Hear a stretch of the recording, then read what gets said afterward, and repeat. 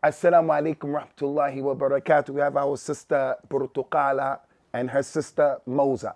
They have another sister who's not around. Her name was Tufah. Portucala is the mother of 5 children, all living here. And her sister Moza is the mother of 4 children. So 2 sisters living with 9 kids sharing one room. This sister Portucala is working in the field picking potatoes. She works there with her 2 sons, Mahmoud and Muhammad. They bring home $3.50 every single day. That's why she takes her kids to the field and not to school. We're asking you, if you were to see this place, they are in dire need of our assistance.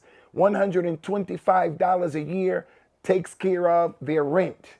And that's the kitchen right next to the toilet, akramakumullah. We're asking you to please come through for this family. I have not seen poverty the likes of this family right now.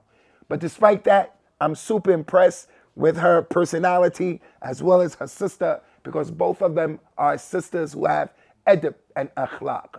Give from what Allah has given you. Barakallahu fikum wa ahsanallahu ilaykum. Wassalamu alaikum wa rahmatullahi wa barakatuh.